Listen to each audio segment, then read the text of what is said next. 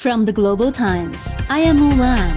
Welcome to the GT Podcast, a one-stop shop for the Global Times take on top China and global news. In today's podcast, the Wuhan Earthquake Monitoring Center suffers cyber attack from the U.S. Hackers tried to steal geological data, top expert says.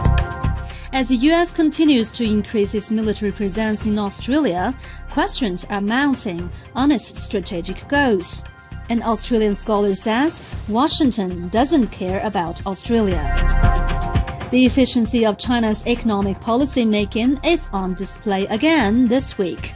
After a tone-setting meeting, a slew of measures have been taken to boost growth. High-quality development has become a buzzword in China's economic development. What does that entail? The world's first offshore wind turbine crop offers some clues. At the 31st FISU World University Games, sports are very much in the spotlight. But what's also on display is growing bonds among athletes, including cross-strait bonds. U.S. officials like to accuse China of cyber attacks, but it looks more like a thief crime stops thief when it comes to hacking. In an exclusive report the Global Times published last week, it was revealed that the Wuhan Earthquake Monitoring Center has recently suffered a cyber attack launched by an overseas organization. Preliminary evidence suggests that the government-backed cyber attack on the center came from the U.S., the Global Times has learned. What is the purpose of this cyber attack and what new development has it made? In an exclusive interview with the Global Times this week, Zhou Hongyi, co-founder of 360 Security Technology, shared his view. Zhou said that experts from the National Computer Virus Emergency Response Center and the company's 360 have arrived in Wuhan to conduct investigation collection work. Preliminary evidence suggests that the purpose of the cyber attack on the Wuhan Earthquake Monitoring Center was to steal geological data. On the characteristics of cyber attacks launched by national-level Advanced Persistent Threats, or APT organizations against China's critical infrastructure, Zhou said that attack tools are weaponized, as seen in the company's investigation of the cyber attacks on Northwestern Polytechnical University, or NWPU, which suffered a cyber attack in June 2022. In which the U.S. National Security Agency utilized 41 specialized cyber attack weapons. As the U.S. is expanding its military presence in Australia, many are questioning the U.S. strategic goals and the role of Australia in that strategy. In a recent interview with the Global Times, Dr. Digby James Wren, an Australian scholar from Deakin University, said that the U.S. doesn't care much about Australia, but sees it as a deputy sheriff in Asia. On the U.S. growing military presence in Australia, Wren said that Australia is deeply embedded in the U.S. Indo-Pacific strategy, which is obviously designed to counter China. Australia is being brought into this. Functionally, Australia is becoming a key base for a forward posture of U.S. forces. The Americans are basically using Australia to extend their nuclear submarine fleet bases. On the China-Australia relationship, he said that it's been a very good relationship that really has just been caught up in a larger strategy by the U.S. I think the Australian government, in many ways, has recognized this and allowed this to happen and become a subject of the U.S. He added that the Australian government is going to realize that growth in Asia is growth for Australia, and that America and Europe are much less important for Australia's future. The Americans, at the end of the day, don't really care too much about Australia, he said. This week saw Chinese policymakers' efficiency in action as they moved swiftly to roll out measures to boost economic development in various critical sectors. On Tuesday, 8 Chinese ministries issued 28 measures to support the private economy, vowing to provide fair access for private firms to participate in major national projects and technological undertakings, increasing financial and land support, and strengthening legal protection of the private firms. On Monday, Chinese authorities issued 20 measures to boost domestic consumption, including expanding support for real estate and auto sales.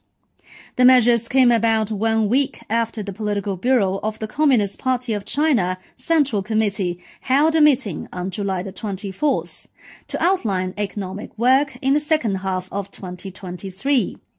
The meeting pointed out that the economic situation faces new challenges due to insufficient domestic demand, difficulties for some enterprises, risks in crucial sectors, and a complex and severe external environment. However, the Chinese economy still has vast potential, and the long-term positive fundamentals remain unchanged. Analysts said that with all the measures targeting main growth drivers in place, the Chinese economy will likely see a stable recovery in the second half of 2023, despite internal and external challenges. In China's new development stage, high-quality development is of paramount importance. And high-quality development means green development and clean energy. Top officials have urged to accelerate the advancement of modernization, featuring harmony between humanity and nature. What does that look like? The world's first offshore wind turbine crop in an intertidal zone located in East China's Jiangsu province offers a clear picture. With the rhythmic hum of spinning blades slicing through the salty sea breeze, rows of white giants stick out of the yellow sea, like something out of a science fiction novel. This is the world's first crop of offshore wind turbines in an intertidal zone. A total of 150 turbines generate 900 million kilowatt-hours of electricity annually, enough to power more than 223,000 households. Each turbine is a testament to China's unwavering commitment to stably harnessing the power of nature while serving industrial needs, and China's wise solutions to a cleaner future for many developing countries in the world. The ongoing 31st FISU World University Games in Chengdu, southwest China's Sichuan province, is very much about sports. But that's far from what the games are only about. Chengdu is a place to enjoy friendship and fulfill your dreams in an open and passionate atmosphere. Young athletes and entrepreneurs from the island of Taiwan told the Global Times, as a Chinese Taipei delegation claimed 18 medals, including 1 gold, at the Chengdu Games.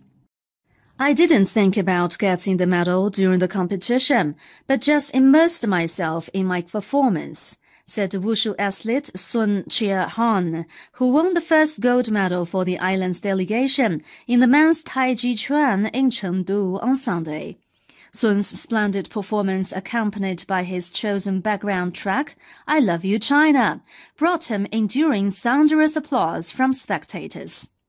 The patriotic background music is almost known to everyone in the mainland. It touched numerous people after his performance video clip went viral online, where netizens congratulated Sun for his victory and praised his choice as it reflected both sides of the Taiwan streets as being part of one family, the Chinese nation. Such touching things were seen at many sports events in Chengdu.